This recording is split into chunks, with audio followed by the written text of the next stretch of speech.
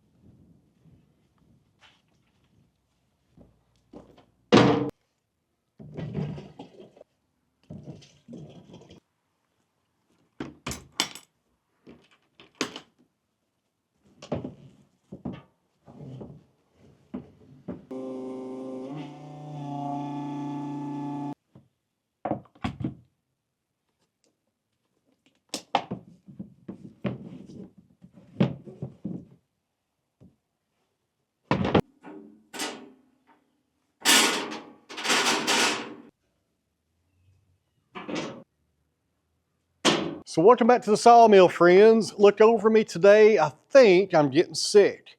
Bruno's out of school today. He's running a fever, and I think I'm getting it now. I felt it coming on yesterday.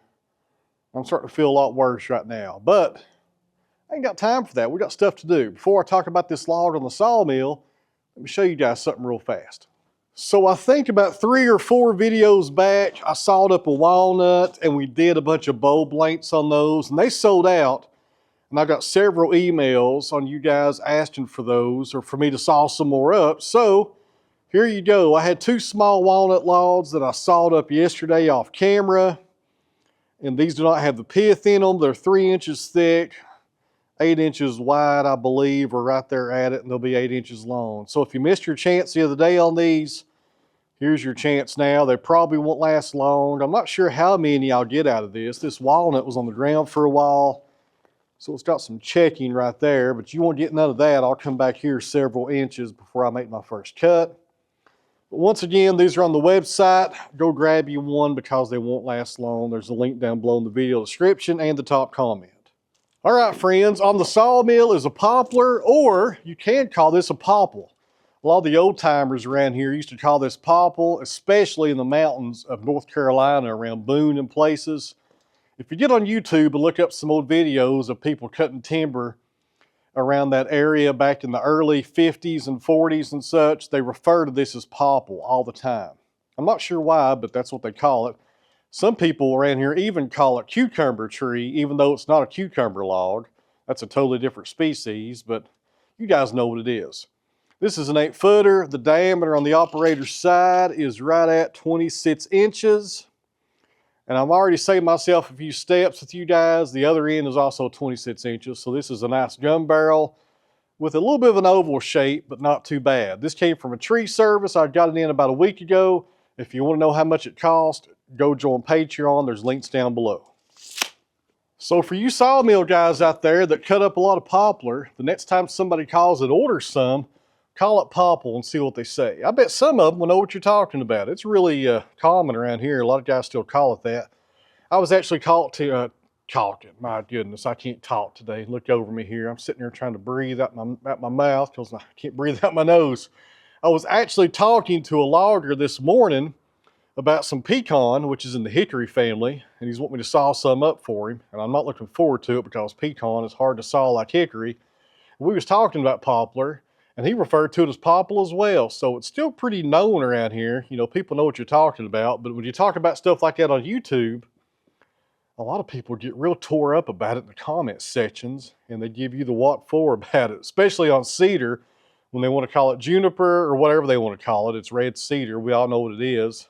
It may have a better scientific name of juniper, but people get awful tore up about that.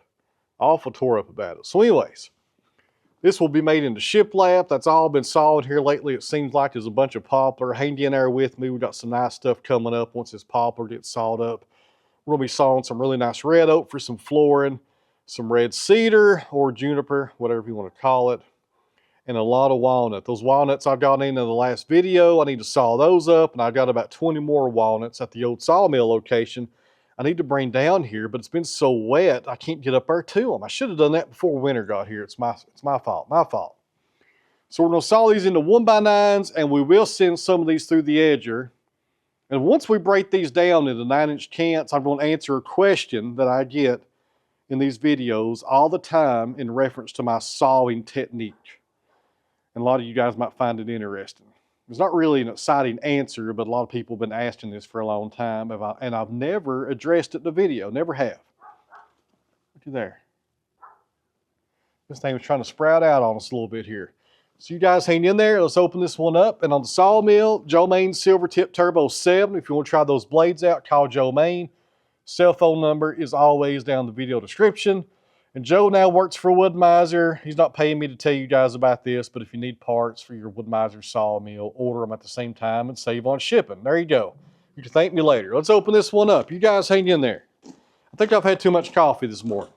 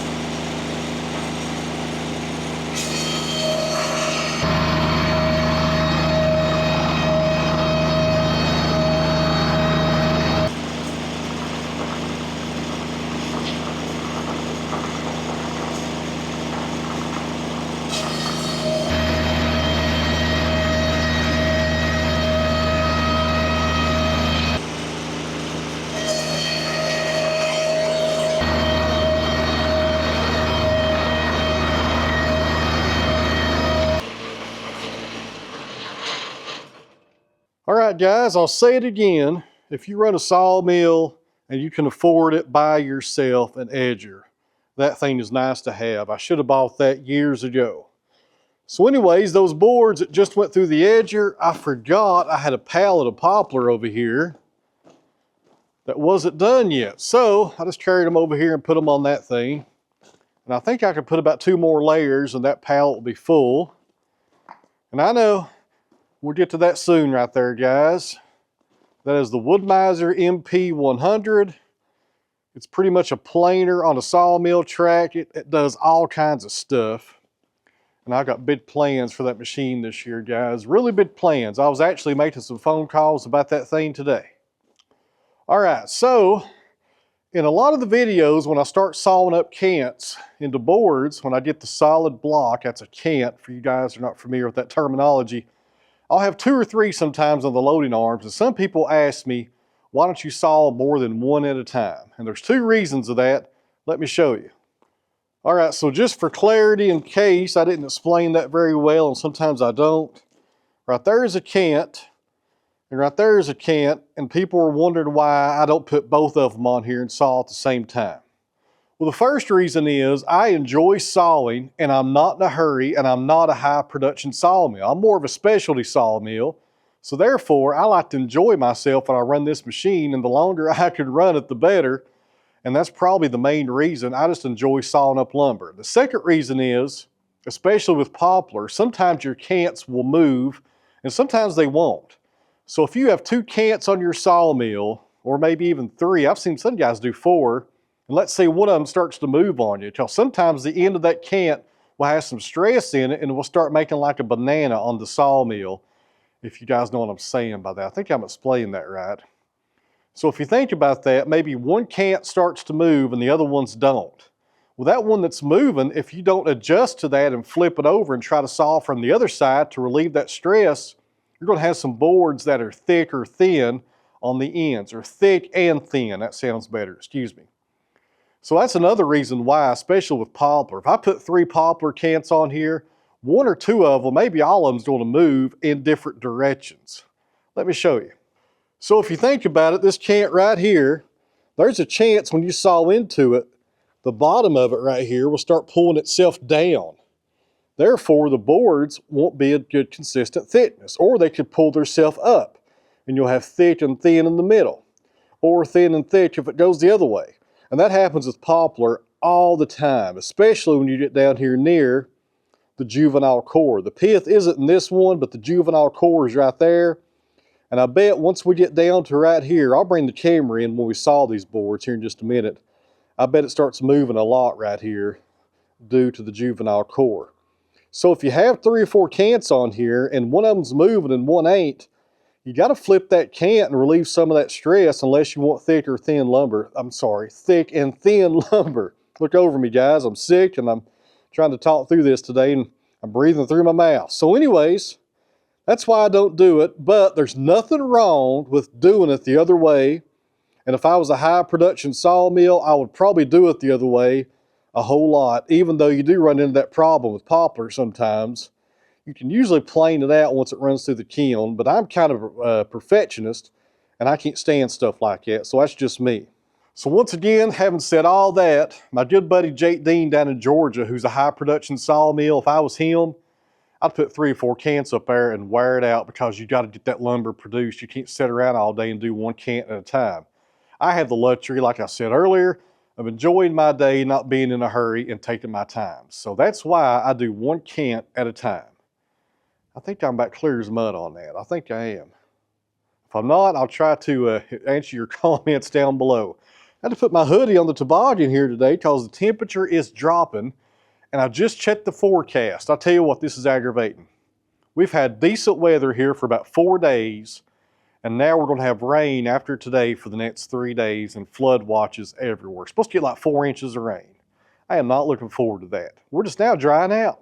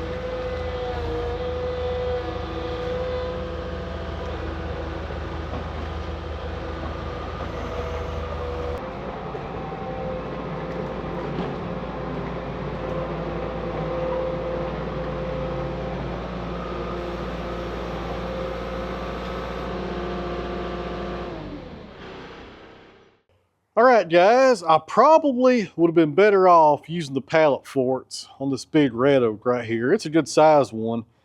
Small end's 28 inches. It's about 9 foot long, and the large end down here, it's a big one, guys. It ain't nothing small. It was heavy. Gosh, we're probably pushing 40 inches right there where it swells out. That's a heavy log right there. And that's all Mr. Cotto wanted, to be honest with you. If I had the pallet forks on there, I probably could have curled it back and been fine, but that grapple didn't have a good enough bite on it, I guess. And you guys saw what happened. It rolled down the hill, but luckily there was no cars coming, which there wouldn't be because I own the place. And I was able to go over there in the field and get it out. But I did make a mess of my hay field over there. Made some pretty deep ruts just now, but I had to get that log out there. I couldn't leave it down there. It looks terrible. And it's supposed to rain, I think now they're saying 5 inches between now and Thursday. So it'll probably be a week or two before I could get back in there and not sink and get it. So went ahead and grabbed it. Those ruts will they'll cave in over time, I guess. And if they don't, I'll put some dirt in there and work them back up to the grade, make them look better again, but it's just part of it. It's not happened in a long time. I've not lost a log in a long time. That kind of surprised me, but it does happen. On these larger logs, pallet forks are the way to go without a doubt. Smaller ones, the grapple has no trouble. If I'd have curled it back, it might have been okay, but it's hard to get a lot of pressure on a grapple on a log that size right there. It happens. So as you guys can see, the sun is going down and I'm starting to feel worse than I did earlier, so I think I'm done for the day. But on the next video, hopefully after this monsoon goes through, we're gonna work on some more of that poplar. I got 2 more out there, another one right here, and then we'll get back on this red oak. We're gonna be sawing this right here for flooring. But actually, the grain is really straight on this one. The pith is centered. We're gonna quarter saw this one. That'll be a good quarter saw candidate right there. We'll get some nice lumber out of that. I'm looking forward to that. I probably should have went ahead though and put both of these logs on the bunch right there, but I can do that later. If it rains a lot, I can still get around down here pretty good because I've got a lot of rock. And eventually, sooner than later, hopefully around springtime, I'm going to extend this rock, or this driveway rather, all the way over there to that driveway that goes up to my other house that I own that my mother-in-law lives in. And then as I get the money, I'm going to slowly encroach on the grass this way on the log yard. And eventually that whole, that's about a ½ acre right there, will be all gravel eventually. That will be where my logs are, my firewood, some attachments, you know, stuff like that. But gravel's expensive, so it's going to be a slow process. But I think by midsummer, I can get all this turned into rock, hopefully. Or at least that's the plan. And I told you guys wrong. In the next video, I probably won't be sawing down here. I think we'll go up to the timber frame and work on that shiplap and make some more shiplap. And I also have some red oak up there as well to work up. So that's probably going to be the next video, just a shop day over the next, it'll probably be a video of about 2 or 3 days worth of work because it's going to be so wet out here, I probably won't come outside down here to do anything. It's going to be a mess. Man, it's going to be nasty. That's a lot of rain right there. We just got over a lot of rain. I've complained about the weather enough, I guess. I guess you guys that are in the desert would like to have this rain. So anyways, I'm going to get off here, head up to the house, drink some coffee, and try to get over this little sickness that I'm trying to catch. And check on Bruno and eat some dinner, and I'll see you guys back here on the next video. And sorry about my voice today. I'm sounding kind of hoarse. I'm having trouble breathing out my nose, etc., etc. So once again, guys, thanks for watching. And let me, one more plug here.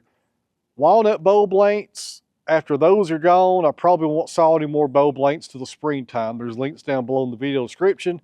Go grab you one, and I appreciate it in advance. And I'll see you guys back here on the next video. Thanks for watching.